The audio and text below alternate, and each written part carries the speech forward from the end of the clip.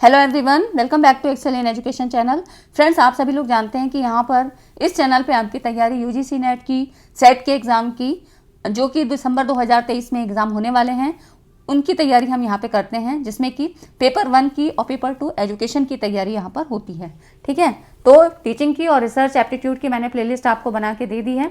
दिसंबर के एग्जाम को टारगेट में रखते हुए बेसिक से वहाँ पे चीज़ें आपको बिल्कुल शुरुआत से कराई जा रही हैं, सीरियल वाइज हैं, तो आप लोग प्लेलिस्ट में देख लीजिएगा। इसके अलावा और भी वीडियोज़ हैं जिसमें PYQs भी करवा चुके हैं, साथ ही न्यू कॉन्सेप्ट भी करवाए जा चुके हैं। ठीक है, और आज की जो वीडियो है इसमें हम लोग कम्युनिकेशन के कुछ क्वेश्चंस को सॉल्व करेंगे, जो कि जून 2023 के PYQs हैं, क्योंकि ये सारे क्वेश्चन जो आए थे ये आपके न्यू कॉन्सेप्ट पे आधारित है। ठीक है, तो इन क्वेश्चंस को कर लेने से आपको बहुत सारे टर्म्स ऐसे पता लगेंगे जो टेक्निकल टर्म्स हैं, और अगर नहीं आते हैं तो क्वेश्चन को रिलेट करना वहाँ पे मुश्किल होता है। ठीक है, क्योंकि जो आप NTA के द्वारा कम्युनिकेशन से सवाल बनते हैं वो रिलेट करके पूछे जाते हैं। आप जो है ऐसे छांट नहीं सकते हैं कि ये कम्युनिकेशन का ही सवाल है, वो या तो टीचिंग से संबंधित करके पूछा जाएगा या ICT से संबंधित करके है। ठीक है, तो ये कम्युनिकेशन की पार्ट 2 है, मतलब इसके पहले PYQs की मैंने एक वीडियो आपको दे दी है और विद एक्सप्लेनेशन वहाँ पर समझाया गया है चीज़ों को। ठीक है, एक मैंने होमवर्क के लिए क्वेश्चन भी दिया था जिसको बहुत सारे बच्चों ने तो सॉल्व किया है, कमेंट में दिया भी है आंसर उसका, और मैंने रिप्लाई भी किया है। बहुत सारे बच्चों ने नहीं भी किया है। ठीक है, तो आप लोग उसको पार्टिसिपेट किया करिए, कोई भी चीज़ है आपके लिए वेस्ट नहीं है। ठीक है, जब मैं आपके लिए इतना समय निकाल सकती हूँ तो आप लोग रिस्पॉन्स क्यों नहीं करते हो, फीडबैक आपका भी मिलना चाहिए, है ना। तो चलिए स्टार्ट करते हैं। वो क्वेश्चन हम सबसे पहले डिस्कस कर लेते हैं कि इसमें यहाँ पर देखिए, which of the following are part of the visual dimension of non verbal communication. इसमें ये कहा गया है कि नॉन वर्बल कम्युनिकेशन के विजुअल डायमेंशन कौन से हैं। तो विजुअल डायमेंशन की बात करें वो भी नॉन वर्बल में, तो आपका फिजिक आती है, जेंडर आता है, स्किन कलर आता है। ठीक है, तो इसमें से आपका ये ऑप्शन सही हो जाता है। ये हो गई नॉन वर्बल की बात। ठीक है, बाकी ये जो दो है ना, सॉफ्ट वॉइस और सिंपल लैंग्वेज, ये आपका वर्बल कम्युनिकेशन से संबंधित होता है ना। तो कुछ बच्चों ने कमेंट किए थे, बहुत अच्छा लगा, फीडबैक आपका मिलता है, पार्टिसिपेट करते हैं आप लोग, तो मुझे भी दिखता है कि बच्चे एंगेज हैं, है ना, मेरे साथ इंटरेक्ट है। लेकिन जो लोग नहीं करते हैं कोई बात नहीं है, ये आपके लिए बेनिफिशियल होगा। ठीक है, आप यहाँ पर रिस्पॉन्स करें या ना करें, एग्जाम में बेटर करिए। ठीक है, लेकिन यहाँ पे करते हैं तो आपकी क्या होती है, कंटिन्यूटी बनी रहती है। और मुझे भी अच्छा लगता है कि मेरी इतनी मेहनत है।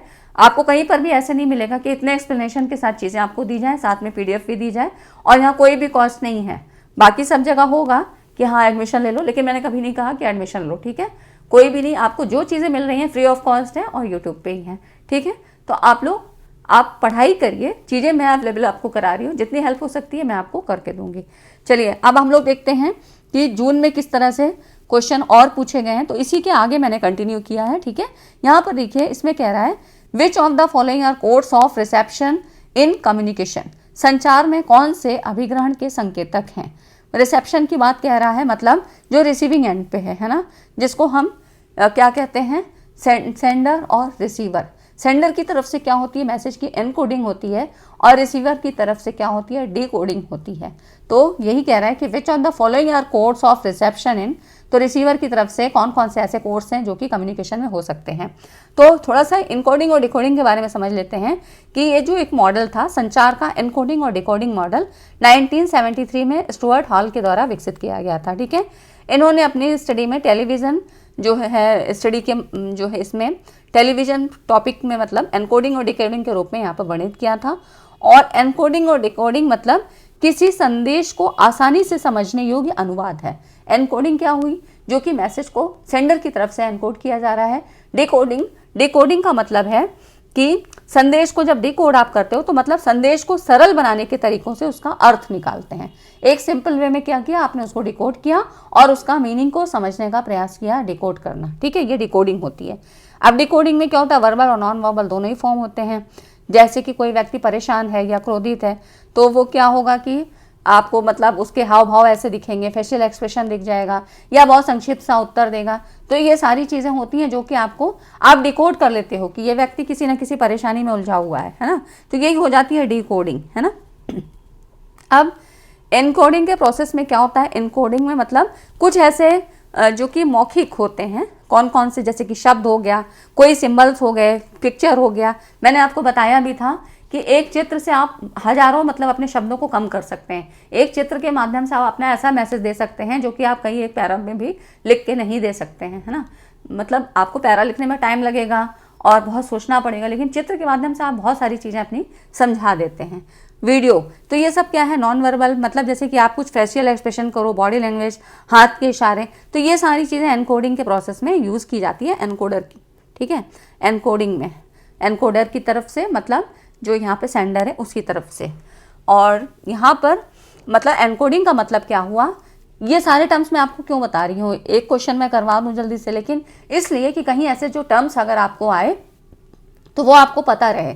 जैसे कि एनकोडिंग में क्या होता है, संदेश का उत्पादन होता है, प्रोडक्शन होता है, बिल्कुल सही बात है, क्योंकि जो मैसेज है वो एनकोड किया जा रहा है, मतलब संदेश को उसका प्रोडक्शन हो रहा है, उसको बनाया जा रहा है ना, एनकोड किया जा रहा है, जनरेट किया जा रहा है, तो ये हो जाता है आपका संदेश का उत्पादन, है ना।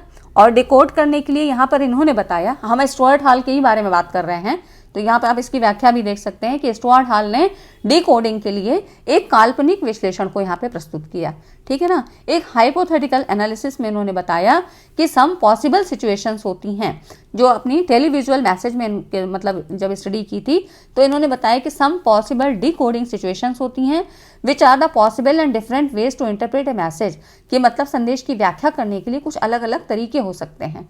तो ये कौन कौन से होते हैं, जिसमें कि डोमिनेंट और निगोशिएटेड या फिर अपोजिशनल, विरोधी स्थिति। तो यहाँ पर आप इसका आंसर देख सकते हैं, डोमिनेंट, निगोशिएटेड और अपोजिशनल जो है यहाँ पर, ठीक है, विरोधी, है ना। तो ये आप इसमें देखिए कौन कौन से ऑप्शन हो गए, ये बी, सी और डी। तो ये हो गया किसके, स्टुअर्ट हॉल के अनुसार हो गए, ठीक है ना। तो डिकोडिंग में कुछ ऐसी स्थितियां हो जाती हैं जैसे कि प्रभुत्वशाली व बातचीत की स्थिति, विरोधी स्थिति, इसके आधार पे ही वो डिकोड कर सकता है। जरूरी नहीं है कि जो चीज़ मतलब इनकोड करके दी जा रही है, जो मैसेज आ रहा है, उसको बिल्कुल एज इट इज ही डिकोड कर पाए कोई, है ना। रिसीवर जरूरी नहीं है कि बिल्कुल वैसा ही उसको डिकोड कर पाए। तो यही सारी चीज़ें होती हैं जो बैरियर्स के रूप में हमारे सामने आती हैं, है ना। तो ये हो गया आपका, ठीक है। इतनी चीज़ें समझ में आई आपको तो वीडियो को लाइक ज़रूर कर दीजिए। अब देख लीजिए यहाँ पर ये एक इन्होंने फिगर भी दिया था जिसमें कि आपको ये सारी चीज़ें बताई गई हैं। प्रबल, है ना, कि प्रभुत्वशाली जिसको कहते हैं, दर्शक पसंदीदा अर्थ की व्याख्या पूर्ण और सीधे करता है, प्रबल हो गया, है ना, मतलब पूरी तरह से उसने उसको डिकोड कर लिया। वार्तालाप मतलब बातचीत की स्थिति क्या है, दर्शक संदेश की वैधता स्वीकार करता है लेकिन अर्थ के कुछ अपवादों के साथ कार्य करता है ना, मतलब उसने पूरा पूरा वैसा ही नहीं डिकोड किया। विरोधी, दर्शक विपरीत तरीके से संदेश को डिकोड करता है, ठीक है। तो ये हो गई, ये इन्होंने जो चीज़ें बताई थी उससे संबंधित जो बातें ये यहाँ पे एक्सप्लेनेशन के तौर पे हैं, ठीक है। तो ये हो गया आपका स्टुअर्ट हॉल के अनुसार। अब अगला क्वेश्चन देखते हैं। ये जो है ना आपका, ये यूजीसी नेट 2022 में आया था। ये मैंने इसलिए आपको लिया है क्योंकि ये आपका कोडिंग और डिकोडिंग से ही संबंधित है। तो यहाँ पर देख लीजिए किस तरह से क्वेश्चन पूछे गए, और अब देखिए 2023 में फिर किस तरह से इनका जो है क्वेश्चन लेवल हार्ड हो गया, है ना। पहले ये पूछा गया 2022 में, तो इसमें कह रहा है संचार में कोड आपने यहाँ पर स्वागत कह रहा है, मतलब reception in communication codes have never been neutral in the reception. Code क्या है, अपने स्वागत में कभी भी तटस्थ नहीं रहे, न्यूट्रल नहीं रहे हैं। दूसरा कह रहा है कि codes always represent meaning reflecting partiality, है ना। तो ये दोनों ही स्टेटमेंट क्या है, जो है ट्रू है, ठीक। तो यहाँ पर देखिए, यहाँ पर क्या होता है, codes in communication have never been neutral in their acquisition, तो ये बिल्कुल ट्रू है। It is known that in the process of communication the sender tries to convey his idea to the recipient, मतलब संप्रेषण की प्रक्रिया में जो प्रेषक है, जो सेंडर है, अपने विचारों को रिसीवर तक पहुंचाने का प्रयास करता है। तो कभी भी वो क्या है, न्यूट्रल नहीं रहता है, बात बिल्कुल सही है। कोड सदैव अभिप्राय को मतलब जो कोड्स हैं वो क्या है कि ऑलवेज रिप्रेजेंट इंटेंशन विच रिफ्लेक्ट बायस, है ना, तो जिसमें कि पक्षपात परिलक्षित होता है। तो इस तरह से ये भी सही है, बिल्कुल बात सही है। तो दोनों ही स्टेटमेंट सही हैं, ठीक है ना। तो मतलब यहाँ पर दोनों के लिए ही बात बिल्कुल सही है कि जो सेंडर भेज रहा है वो भी कभी न्यूट्रल नहीं है, और रिसीवर है वो वहाँ पे बायस हो सकता है, वो अपने तरीके से उसको डिकोड करता है, ठीक है ना। तो इस तरह से दोनों ही चीज़ें सत्य हैं। जब स्टेटमेंट के सवाल करते हैं ना तो उसमें आपको बहुत ध्यान से पढ़ना है कि हाँ दोनों चीज़ सही है, उसमें मतलब क्या, क्यों, जरूर आपको क्वेश्चन करके पूछना है कि क्या ऐसा होता है, ठीक, तब आप सही से कर पाएंगे।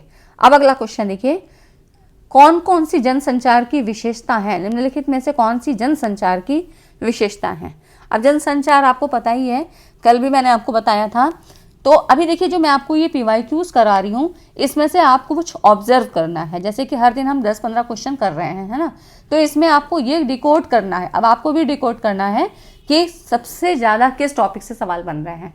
कम्युनिकेशन में भी सबसे ज़्यादा, जैसे मैं भी रियलाइज़ कर रही हूँ कि मतलब मैं भी ये ऑब्जर्व कर रही हूँ कि कौन कौन सी चीज़ों, मतलब कौन से टॉपिक से ज़्यादा क्वेश्चन बन रहे हैं, है ना, तो आपको भी ये देखना है। तो यहाँ पर देखिए हम लोग ने अभी तक क्वेश्चन देखा, तो इसमें जनसंचार, है ना, तो यहाँ पर जनसंचार की विशेषता, मास कम्युनिकेशन की बात हो रही है कि कौन सी जनसंचार की विशेषता है।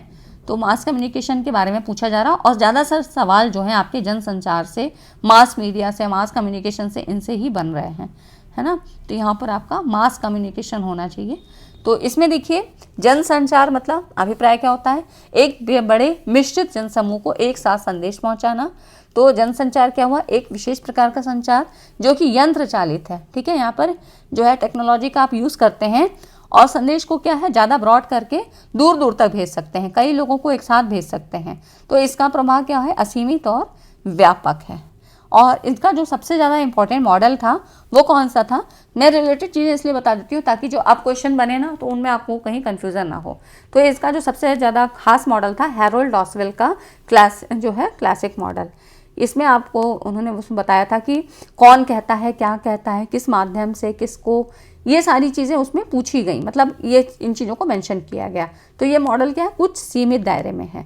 इसके अलावा हमने जनसंचार से ही संबंधित कल एक और मॉडल पढ़ा था, 2 स्टेप फ्लो ऑफ कम्युनिकेशन या 2 स्टेप फ्लो ऑफ इंफॉर्मेशन, इसके बारे में भी पढ़ा था, है ना। 2 स्टेप फ्लो, जिसमें कि मैंने आपको बताया था, कपिल देव जी वाला एग्जाम्पल देखें कि, है ना। तो इस तरह से जनसंचार से आपके सवाल बहुत बन रहे हैं।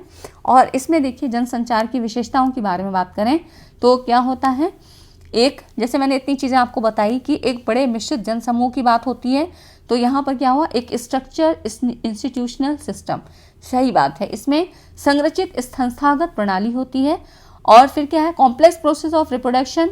और दूसरा क्या है, कमोडिटाइजेशन ऑफ मैसेज, संदेशों का वस्तुकरण, या पर्सनलाइज्ड वे ऑफ कम्युनिकेशन, संचार का व्यक्तिगत तरीका, ये तो नहीं होता है इसमें, है ना, व्यक्तिगत तरीका तो नहीं होता है।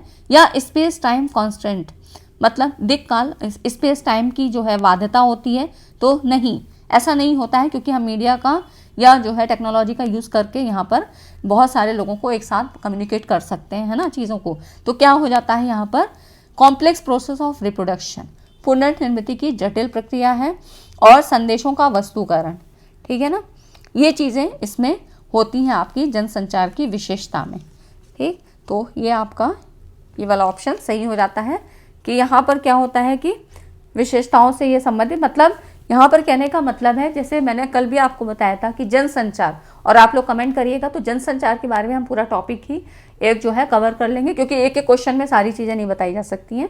तो मैंने आपको बताया कि यहाँ पर क्या था कि एक तो बड़ा जनसमूह होता है, तो यहाँ पर तुरंत फीडबैक नहीं मिलता है, मिलेगा, देर से मिलता है, या बहुत टाइम लग जाता है, सबका हम ले भी नहीं सकते हैं क्योंकि बहुत बड़ा जनसमूह है। तो इस तरह से कुछ चीज़ें होती हैं जो कि कई लोग एक साथ यहाँ पर काम करते हैं, मतलब किसी एक व्यक्ति का नहीं मत होता है। जैसे कि अब आप ये समझिए कि कोई भी न्यूज़ आपको मिल रही है न्यूज़पेपर के माध्यम से, है ना, यहाँ पर ये सारे सोर्सेज होते हैं, न्यूज़पेपर होता है, बुक्स हो सकती हैं, मैगजीन्स हो सकते हैं, या टीवी है, इंटरनेट है, ये सारी चीज़ें आपके इस मास कम्युनिकेशन, मास मीडिया के जो है सोर्सेस हैं, ठीक है। तो यहाँ पर आपको क्या है कि बहुत सारे लोग मिल के तब उस न्यूज़ को बनाते हैं, तब वो आप तक आती है ना। तो ये सारी चीज़ें इससे संबंधित होती हैं। तो क्या होता है, कॉम्प्लेक्स प्रोसेस ऑफ रिप्रोडक्शन, ठीक, ये इसकी चीज़ें हो गई। संदेशों का वस्तुकरण, तो वस्तुकरण, है ना। तो इस तरह से ये सारी चीज़ें इसकी जनसंचार की विशेषताओं के अंतर्गत आती हैं, जो कि मेन फीचर्स हम लोग कल भी इसको डिस्कस किए थे। अगला क्वेश्चन देखिए, जनसंचार में सह संबंध शब्द का तात्पर्य किस कार्य से है। कोरिलेशन की बात कह रहा है मास कम्युनिकेशन में। कोरिलेशन इन मास कम्युनिकेशन में क्या होता है कि यहाँ पर ये जो होती है ना, ये आपकी चीज़ें होती हैं इंटरप्रिटेशन से, ठीक है। तो यहाँ पर देखिए, मीडिया समाज में क्या है, घटनाओं का अवलोकन करता है। तो कोरिलेशन से क्या हुआ, मतलब सह संबंध क्या है कि उसका प्रभाव क्या है, अगर पॉजिटिव आ रहा है तो पॉजिटिव पड़ेगा, नेगेटिव आ रहा है तो नेगेटिव पड़ेगा।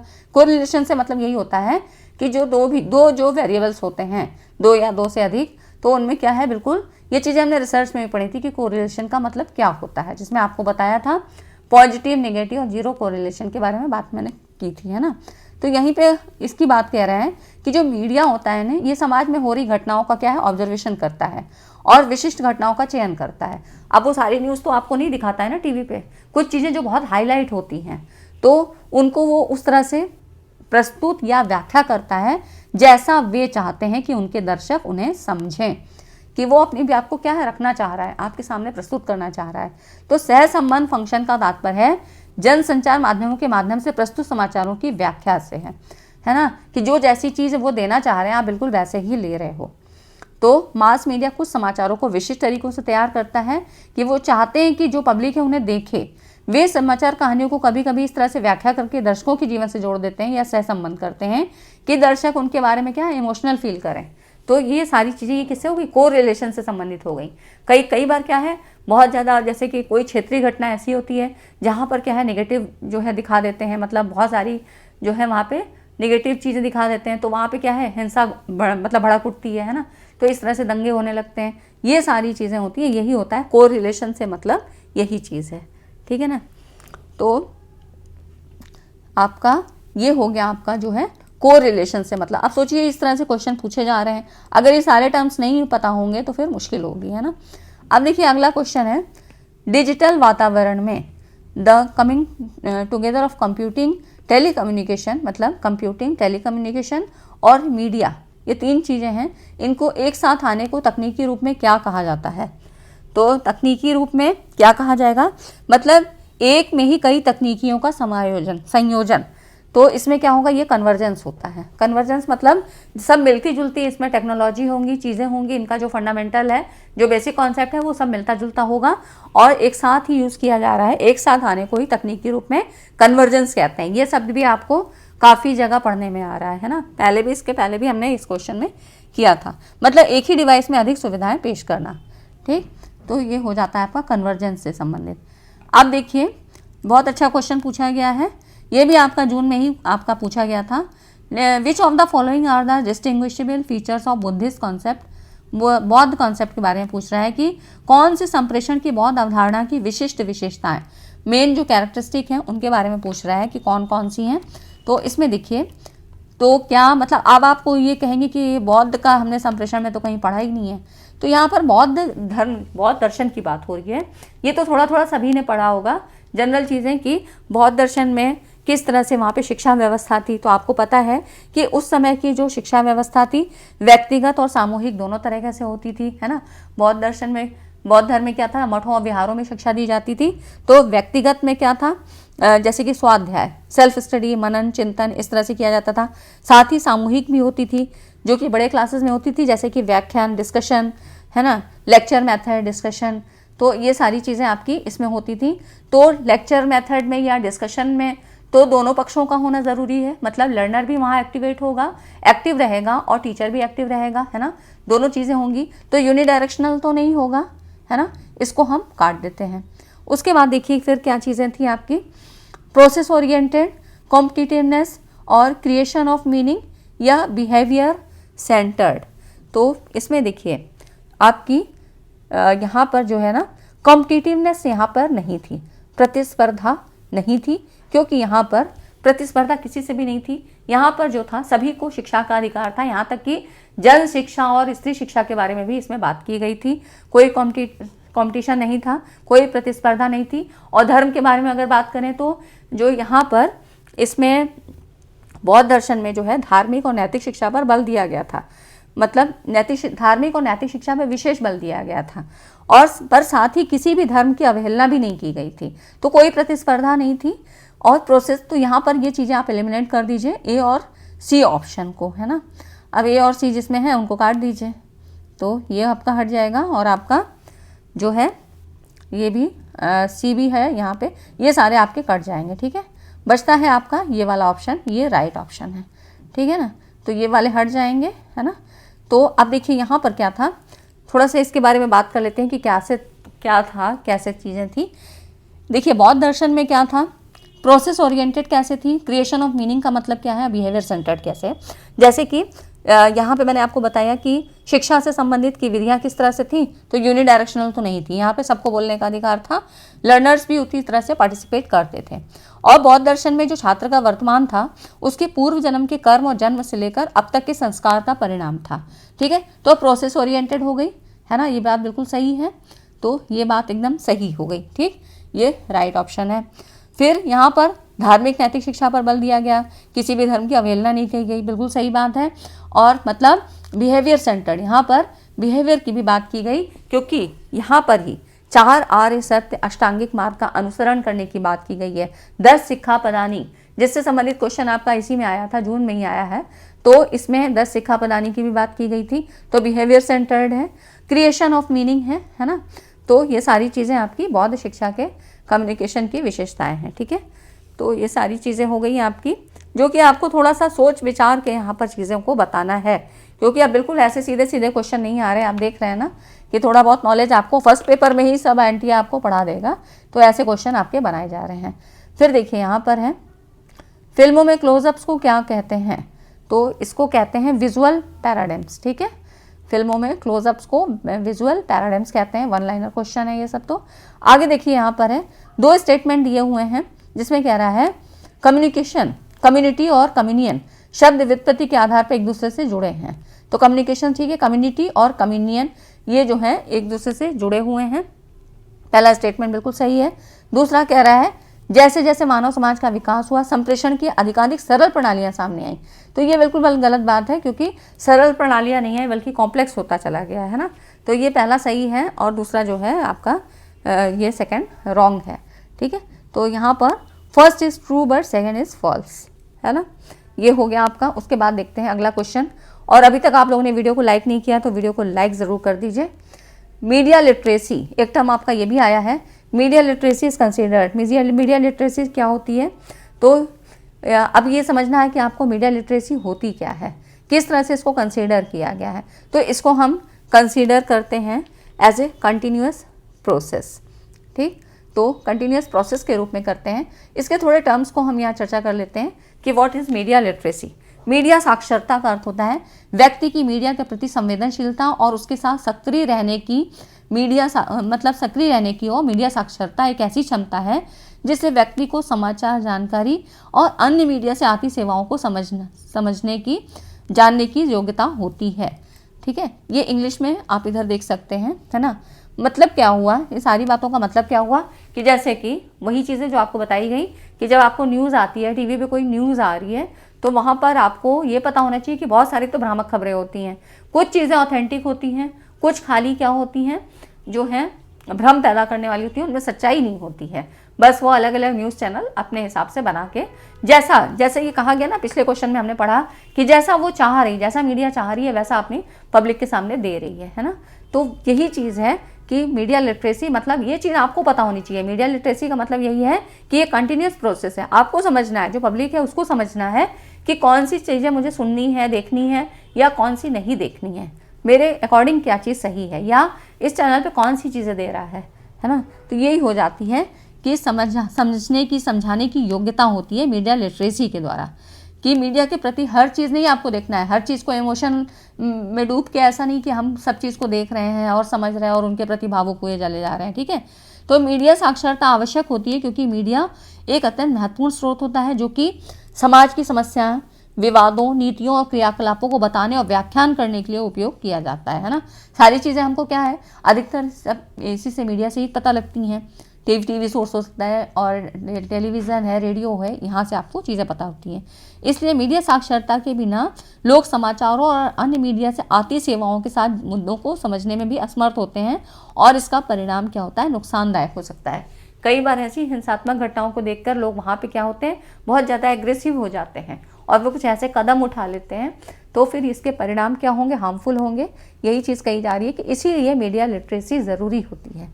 ठीक है, तो अब क्या हुआ, इसके हिसाब से आप देखेंगे तो क्या होगा, कॉरपोरेट कैंपेन है, लिमिटेड ऑब्जेक्टिव है, इनमें से सारी चीज़ें नहीं होंगी, फैशन से कोई मतलब नहीं है, ये कंटिन्यूअस प्रोसेस है। ठीक है ना, खबरें तो आती जाती रहती हैं, इसलिए ये क्या हुआ, कंटिन्यूअस प्रोसेस है। मीडिया लिटरेसी सभी को आनी चाहिए, है ना।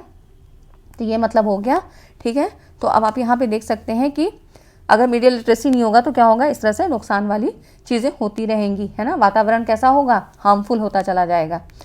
अब देखिए, अब जो ये है ना, ये आज के लिए क्वेश्चन है, ये आप लोग सॉल्व करेंगे, है ना। होमवर्क क्वेश्चन है, इसके जो है ज़रूर सॉल्व करिएगा। जिन लोगों ने पहले किया था बहुत अच्छी बात है, बहुत अच्छा लगा मुझे, वेरी गुड, वेल डन। और जिन लोगों ने नहीं किया था अब वो लोग भी जो है पार्टिसिपेट करेंगे। यहाँ पे देखिए, संचार का सकारात्मक प्रभाव निम्नलिखित में से किस पर निर्भर करता है। The positive impact of communication depends upon. अब ये ऑप्शन आपको दिए हैं कि पॉजिटिव इम्पैक्ट कम्युनिकेशन का किस तरह से होगा, कौन कौन सी चीज़ें होंगी जिस पर डिपेंड करेगा, ठीक है। तो आप इसको जो है कमेंट में करिएगा, इसको सॉल्व करिएगा, ठीक है।